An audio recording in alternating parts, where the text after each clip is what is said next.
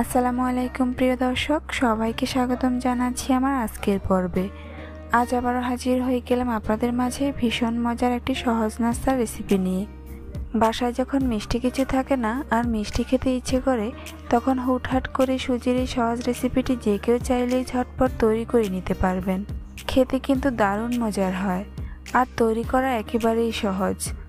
তো চলুন কথা না বাড়িয়ে রেসিপিটি দেখে নেওয়া যাক। এই রেসিপিটি তৈরি করার জন্য প্রথমে আমি চুলে একটি প্যান বসিয়ে দিয়েছি আর এর মধ্যে দিয়ে দিচ্ছি 2 টেবিল চামচ রান্নার তেল। চাইলে এখানে আপনারা অবশ্যই ঘি ব্যবহার করতে পারেন, এতে করে হালুয়া থেকে খুব ভালো সুঘ্রাণ আসবে। তেল ভালো করে গরম হয়ে আসলে এর মধ্যে দিয়ে দিচ্ছি 2টি এলাচ, 2 টুকরো দারচিনি আর একটি তেজপাতা, আর সাথে দিয়ে দিচ্ছি 8 থেকে 10টি কিশমিশ। এবার চুলার আঁচ মিডিয়ামে রেখে এগুলোকে 30 সেকেন্ডের মতো ভেজে নিব। 30 সেকেন্ড পর এর মধ্যে দিয়ে দিচ্ছি 1 কাপ পরিমাণ সুজি। এখন সুজিটাকে নেড়ে চেড়ে 5 মিনিটের মতো ভেজে নিব, এতে করে সুজি একেবারে ঝরঝরে হয়ে যাবে। এখানে চাইলে আপনারা বাদামও ব্যবহার করতে পারেন, এতে করে হালুয়ার টেস্ট আরও ভালো আসবে। আমি একেবারে ঘরোয়া উপকরণে আপনাদেরকে হালুয়াটা তৈরি করে দেখাচ্ছি, যাতে করে ঘরে থাকা সহজ উপকরণেই আপনারা হালুয়াটা তৈরি করে নিতে পারেন। 5 মিনিট ভাজার পর সুজি একেবারে ঝরঝরে হয়ে গিয়েছে। এখন আমি এর মধ্যে দিয়ে দিব 1/3 কাপ চিনি। চিনি অবশ্যই আপনারা আপনাদের স্বাদ অনুযায়ী দিবেন, আর সাথে দিয়ে দিচ্ছি স্বাদ অনুযায়ী লবণ। এবার এগুলোকে আবারও 2 মিনিটের মতো নেড়েচেড়ে ভেজে নিব, এতে করে চিনি সুজির সাথে ভালো করে মিশে যাবে।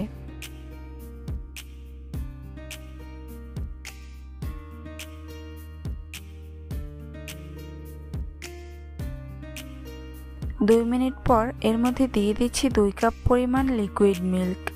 এখানে আমি 1 কাপ সুজির জন্য 2 কাপ লিকুইড মিল্ক ব্যবহার করছি, আর দুধটাকে অবশ্যই আগের থেকে জাল করে নিতে হবে। তবে আপনারা এখানে চাইলে লিকুইড মিল্কের পরিবর্তে গরম পানিতে গুঁড়া দুধ মিশিয়ে ব্যবহার করতে পারেন, সেই ক্ষেত্রেও গরম পানি 2 কাপ পরিমাণে নিতে হবে। এবার এগুলোকে সামান্য নেড়েচেড়ে মিশিয়ে নিচ্ছি, তারপর ঢাকনা দিয়ে ঢেকে সুজির মধ্যে বলক আসা পর্যন্ত অপেক্ষা করব। সুজির মধ্যে বলক চলে এসেছে, দেখুন খুব ভালো করে বলক উঠতে শুরু করে দিয়েছে। এবার চুলার আঁচ মিডিয়ামে রেখে সুজিটাকে অনবরত নেড়েচেড়ে মিশিয়ে নিব। এই পর্যায়ে কিন্তু একেবারেই নাড়া বন্ধ করা যাবে না, অনবরত নেড়েচেড়ে মিশাতে হবে, না হলে সুজি দলা বেঁধে যাবে আর হালুয়াটাও পারফেক্ট হবে না। তাই অবশ্যই খুব ভালো করে নেড়েচেড়ে মিশিয়ে নিতে হবে, একেবারে প্যানের গা থেকে আলাদা না হওয়া পর্যন্ত। এভাবে মিশাতে মিশাতে সুজিটা প্যান থেকে আলাদা হয়ে যাবে।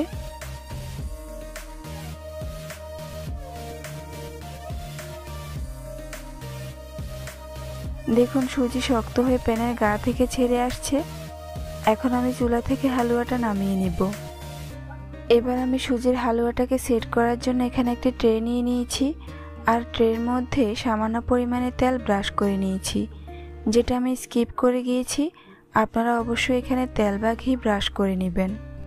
এখন আমি গরম সুজিটাকে ট্রের মধ্যে নিয়ে নিচ্ছি।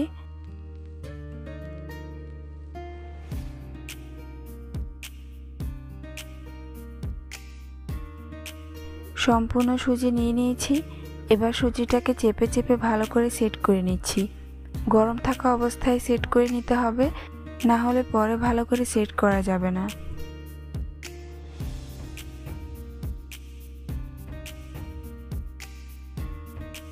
দেখুন খুব সুন্দরভাবে সেট করে নিয়েছি। এবার আমি এর উপরে কিছুটা পরিমাণ কিশমিশ ছড়িয়ে দিচ্ছি। চাইলে আপনারা এখানে যে কোনো ড্রাই ফ্রুট ইউজ করতে পারেন। এবার স্প্যাচুলা দিয়ে কিশমিশগুলোকে ভালো করে চেপে চেপে সেট করে নিচ্ছি। সুজির হালুয়া রেডি হয়ে গিয়েছে। এখন এটাকে ফ্রিজে রেখে ঠান্ডা করে নিব, এতে করে হালুয়া ভালো করে সেট হয়ে যাবে। ফিরে আসলাম 1 ঘন্টা পর। দেখুন হালুয়া একেবারেই সেট হয়ে গিয়েছে।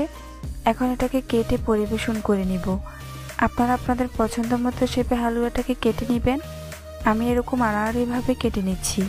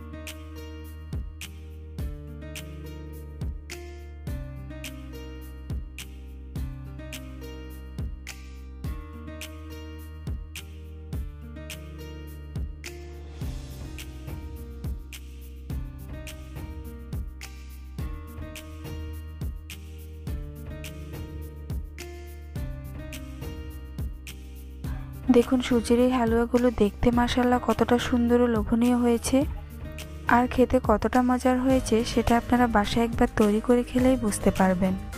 এভাবে অল্প উপকরণে বাসায় একবার হলেও এই রেসিপিটি ট্রাই করে দেখবেন, কথা দিচ্ছি ভালো লাগবে। রেসিপিটি ভালো লাগলে কমেন্টস করে জানাতে ভুলবেন না। চ্যানেলটি সাবস্ক্রাইব করে পাশে থাকার অনুরোধ রইল। আজ এখানেই বিদায় নিচ্ছি। সবাই অনেক বেশি ভালো থাকবেন। আল্লাহ হাফেজ।